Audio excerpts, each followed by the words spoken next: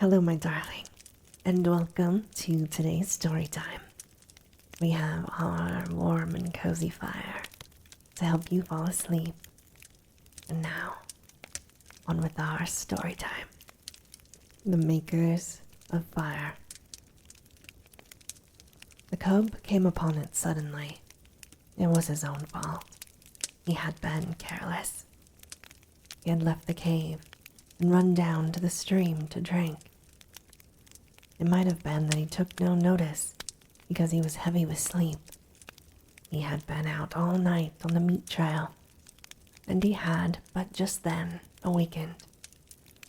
And his carelessness might have been due to the familiarity of the trail to the pool. He had traveled it often, and nothing had ever happened on it.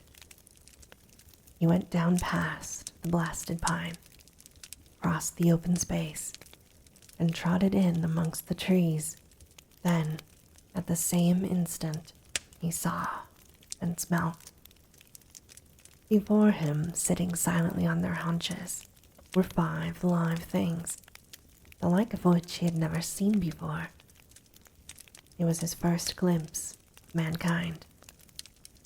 But at the sight of him, the 5 men did not spring to their feet, nor show their teeth, nor snarl. They did not move, but sat there, silent and ominous. Nor did the cub move. Every instinct of his nature would have impelled him to dash wildly away, had there not suddenly, and for the first time, arisen in him another and counter instinct. A great awe descended upon him. He was beaten down to movelessness by an overwhelming sense of his own weakness and smallness. Here was mastery and power, something far and away beyond him. The cub had never seen man, yet the instinct concerning man was his. In dim ways he recognized in man the animal that had fought itself to primacy over the other animals of the wild.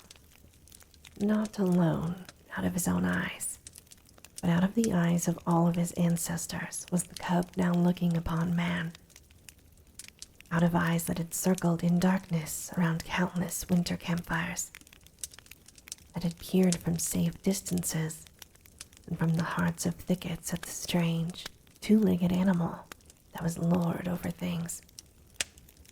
The spell of the cub's heritage was upon him, the fear and the respect born of the centuries of struggle and the accumulated experience of the generations. The heritage was too compelling for a wolf that was only a cub. Had he been full grown, he would have run away. As it was, he cowered down in a paralysis of fear, already half proffering the submission that his kind had proffered from the first time a wolf came in to sit by man's fire and been made warm. One of the Indians arose and walked over to him, stooped above him. The cub cowered closer to the ground. It was the unknown, objectified at last, in concrete flesh and blood, bending over him and reaching down to seize hold of him. His hair bristled involuntarily. His lips writhed back, and his little fangs were bared. The hand, poised like doom above him, hesitated, and the man spoke, laughing. "Look, the White Fangs." The other Indians laughed loudly and urged the man to pick up the cub. As the hand descended closer and closer, there raged within the cub a battle of the instincts. He experienced 2 great impulsions, to yield and to fight. The resulting action was a compromise. He did both. He yielded until the hand almost touched him. Then he fought, his teeth flashing in a snap that sank them into the hand. The next moment he received a clout alongside the head that knocked him over on his side. Then all fight fled out of him. His puppyhood and the instinct of submission took charge of him. He sat up on his haunches and cried. But the man whose hand he had bitten was angry. The cub received a clout on the other side of his head, whereupon he sat up and cried louder than ever. The 4 Indians laughed more loudly, while even the man who had been bitten began to laugh. They surrounded the cub and laughed at him, while he wailed out his terror and his hurt. In the midst of it, he heard something. The Indians heard it too.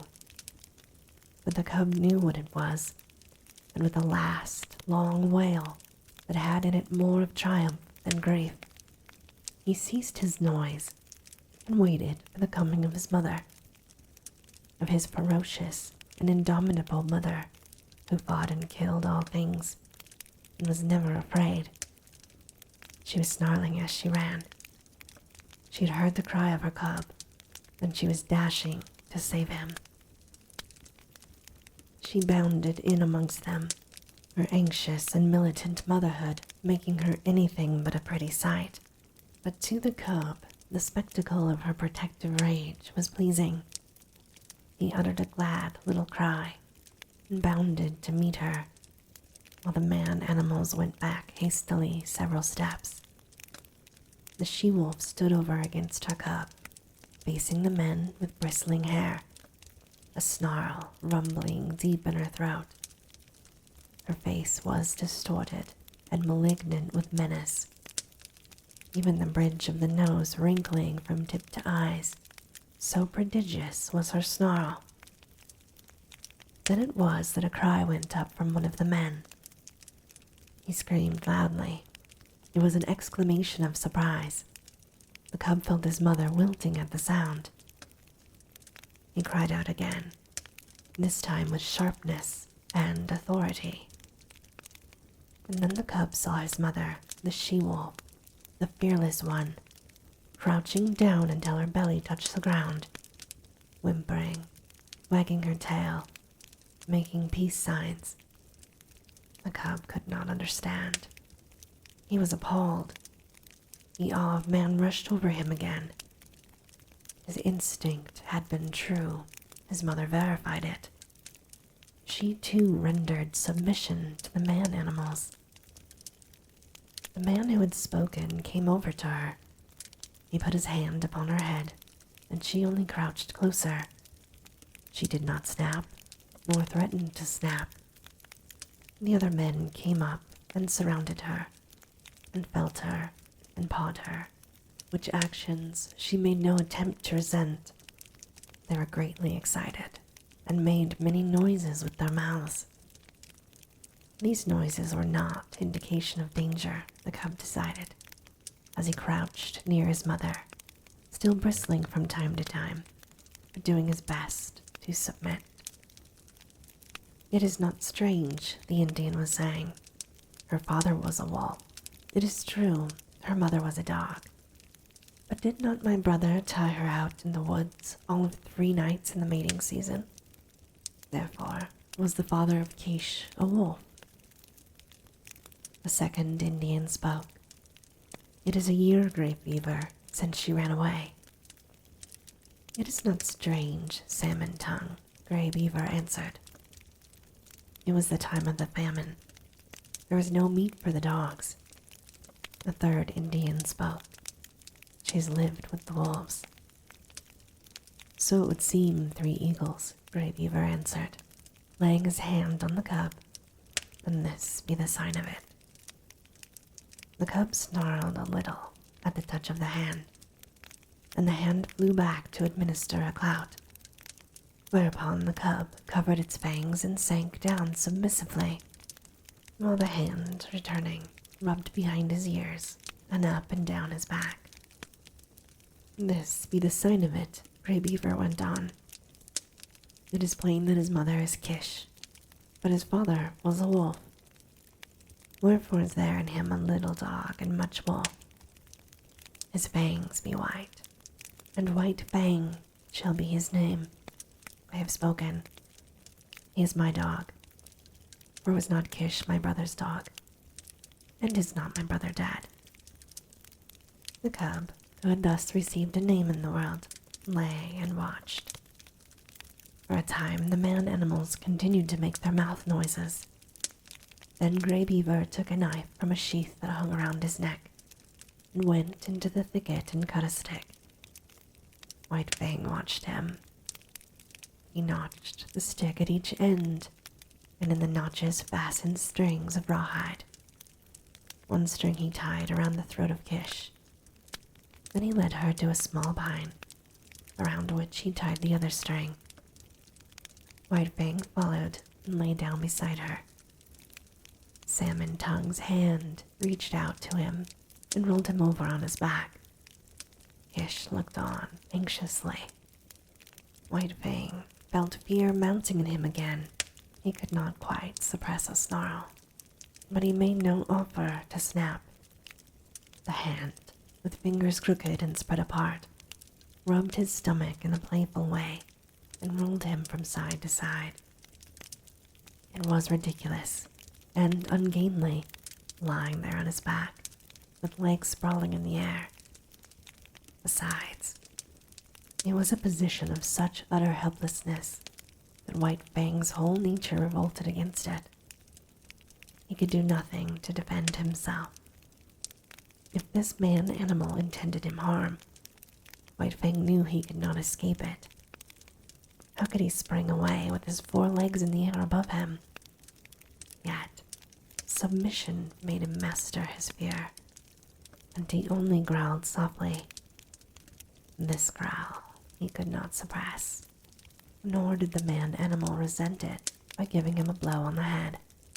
And furthermore, such was the strangeness of it, White Fang experienced an unaccountable sensation of pleasure as the hand rubbed back and forth. When he was rolled on his side, he ceased to growl. When the fingers pressed and prodded at the base of his ears, the pleasurable sensation increased. And when, with a final rub and scratch, the man left him alone and went away, all fear had died out of White Fang. He was to know fear many times in his dealing with man, yet it was a token of the fearless companionship with man that was ultimately to be his. After a time, White Fang heard strange noises approaching. He was quick in his classification, for he knew them at once for man-animal noises. A few minutes later, the remainder of the tribe, strung out as it was on the march, trailed in. There were more men and many women and children, 40 souls of them, and all heavily burdened with camp equipage and outfit. Also, there were many dogs, and these, with the exception of the part-grown puppies, were likewise burdened with camp outfit. On their backs, in bags that fastened tightly around underneath, the dogs carried from 20 to 30 pounds of weight. White Fang had never seen dogs before, but at sight of them, he felt that they were his own kind, only somehow different. But they displayed little difference from the wolf when they discovered the cub and his mother. There was a rush. White Fang bristled and snarled and snapped in the face of the opened mouth, oncoming wave of dogs, and went down and under them, feeling the sharp slash of teeth in his body, himself biting and tearing at the legs and bellies above him. There was a great uproar. He could hear the snarl of Kish as she fought for him. He could hear the cries of the man-animals, the sound of clubs striking upon bodies, and the yelps of pain from the dogs so struck. Only a few seconds elapsed before he was on his feet again. He could now see the man-animals driving back the dogs with clubs and stones, defending him, saving him from the savage teeth of his kind, that somehow was not his kind. And though there was no reason in his brain for a clear conception of so abstract a thing as justice, nevertheless, in his own way, he felt the justice of the man-animals, and he knew them for what they were, makers of law, executors of law. Also, He appreciated the power with which they administered the law. Unlike any animals he had ever encountered, they did not bite nor claw. They enforced their lives' strength with the power of dead things. Dead things did their bidding. Thus, sticks and stones, directed by these strange creatures, leaped through the air like living things, inflicting grievous hurts upon the dogs. To his mind, this was power unusual, power inconceivable and beyond the natural, power that was godlike. White Fang, in the very nature of him, could never know anything about gods. At the best, he could know only things that were beyond knowing. But the wonder and awe that he had of these man-animals in ways resembled what would be the wonder and awe of man at sight of some celestial creature on a mountain top, hurling thunderbolts from either hand at an astonished world. The last dog had been driven back. The hubbub died down, and White Fang licked his hurts and meditated upon this. His first taste of pack cruelty and his introduction to the pack. He had never dreamed that his own kind consisted of more than one eye, his mother, and himself. They had constituted a kind apart, and here, abruptly, he had discovered many more creatures, apparently of his own kind, and there was a subconscious resentment that these, his kind, at first had pitched upon him and tried to destroy him. In the same way, he resented his mother being tied with a stick, even though it was done by the superior man-animals. It savored of the trap, of bondage. Yet of the trap and of bondage he knew nothing. Freedom to roam and run and lie down at will had been his heritage, and here it was being infringed upon. His mother's movements were restricted to the length of a stick, and by the length of that same stick he was restricted, for he had not yet gone beyond the need of his mother's side.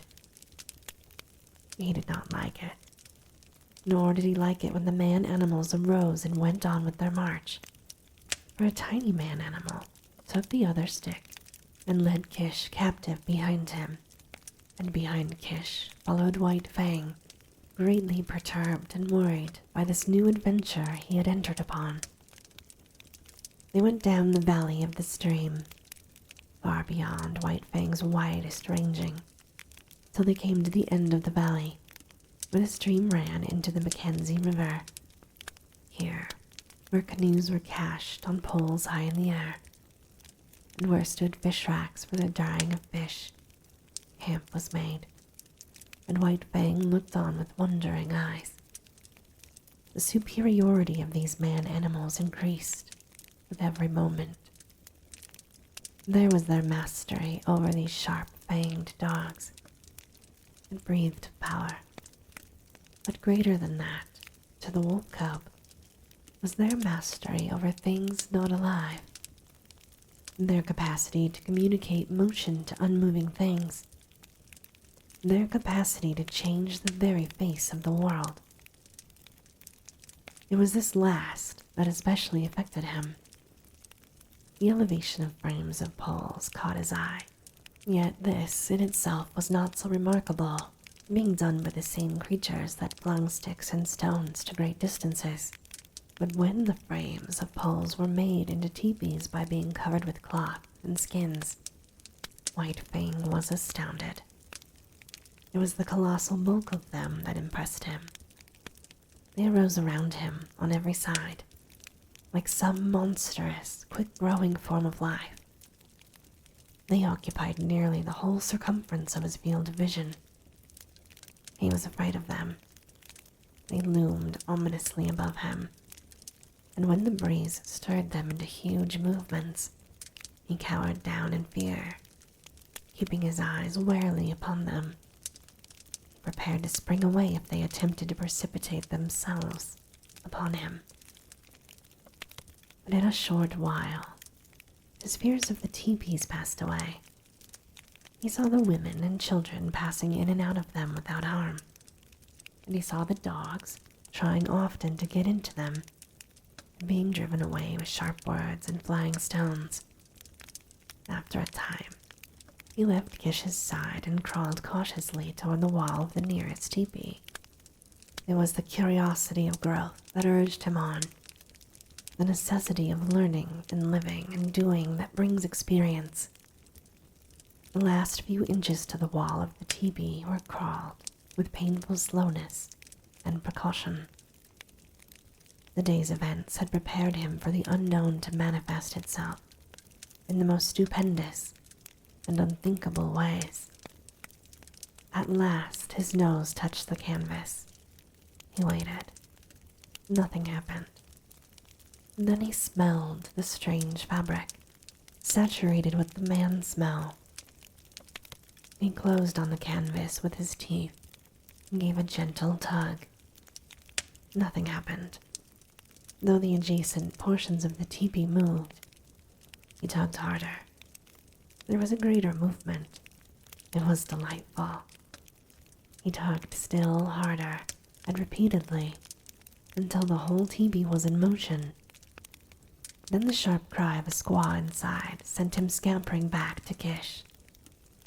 But after that, he was afraid no more of the looming bulks of the teepees.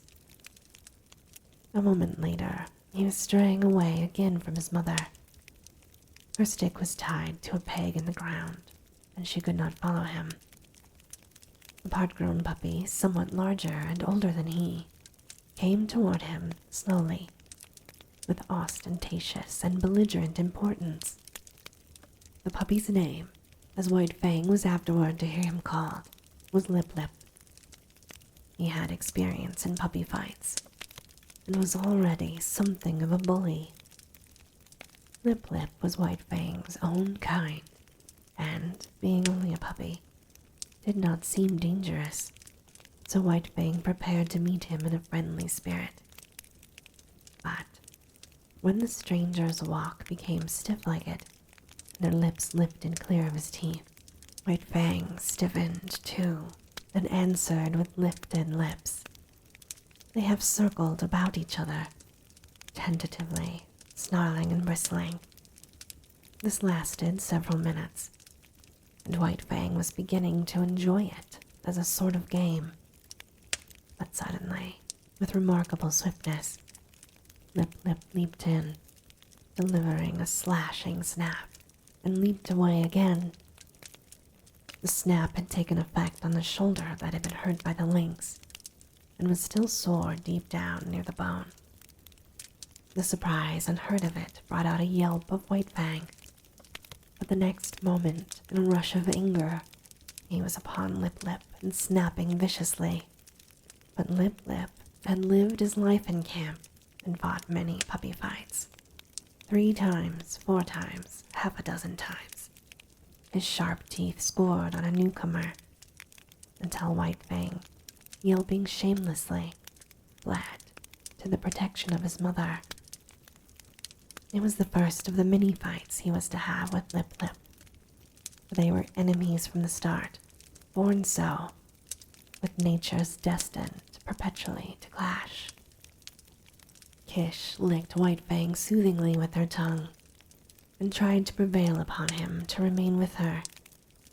But his curiosity was rampant, and several minutes later he was venturing forth on a new quest.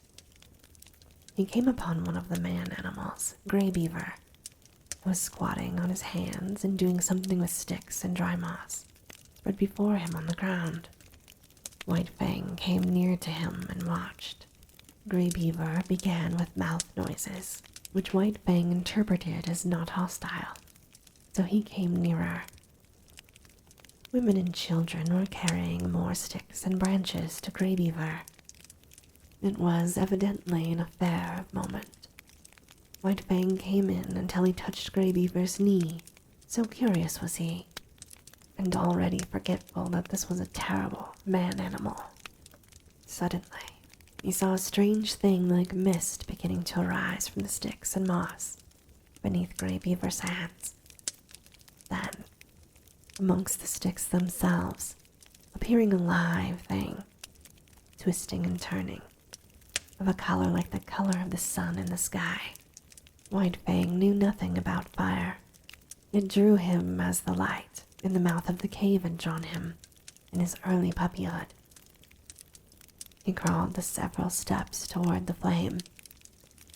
He heard Grey Beaver chuckle above him, and he knew the sound was not hostile. And then his nose touched the flame, and at that same instant his little tongue went out to it. For a moment, he was paralyzed. The unknown, lurking in the midst of sticks and moss, was savagely clutching him by the nose. He scrambled backwards, bursting out in an astonished explosion of cries. At the sound, Kish leapt snarling to the end of her stick, and there raged terribly because she could not come to his aid. But Grey Beaver laughed loudly, slapped his thighs, and told the happening to all the rest of the camp until everyone was laughing uproariously.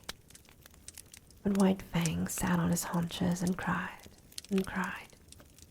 a forlorn and pitiable little figure in the midst of the man-animals.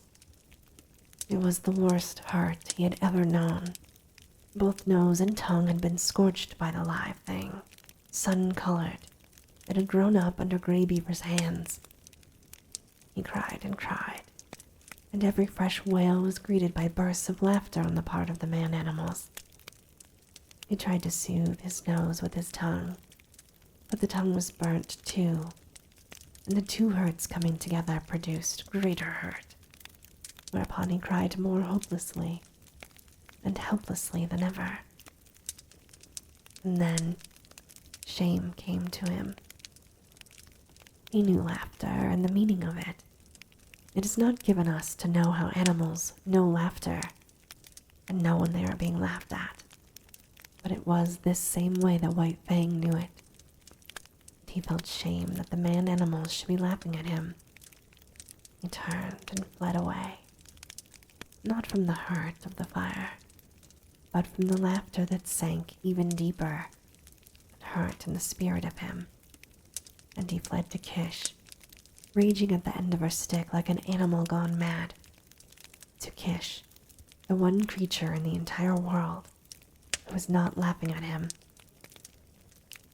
Twilight drew down, and night came on, and White Fang lay by his mother's side. His nose and tongue still hurt, but he was perplexed by a greater trouble. He was homesick. He felt a vacancy in him, a need for the hush and quietude of the stream, and the cave, and the cliff. Life had become too populous. There were so many of the man-animals, men, women, and children, all making noises and irritations. And there were the dogs, ever squabbling and bickering, bursting into uproars and creating confusions. The restful loneliness of the only life he had known was gone. Here the very air was palpitant with life. It hummed and buzzed unceasingly, continually changing its intensity and abruptly variant in pitch. It impinged on his nerves and senses, made him nervous and restless, and worried him with the perpetual imminence of happening. He watched the man-animals coming and going and moving about the camp, in fashion distantly resembling the way men look upon gods that they create. So looked White Fang upon the man-animals before him. They were superior creatures, of a verity, gods. To his dim comprehension, they were as much wonder-workers as gods are to men. They were creatures of mastery, possessing all manner of unknown and impossible potencies, overlords of the alive and the not alive, making obey that which moved, imparting movement to that which did not move. and making life, sun-colored inviting life, to grow out of dead moss and wood. They were fire makers. They were gods. And this, my darling, ends our story time for today. As always, I hope that you have very sweet and creepy dreams.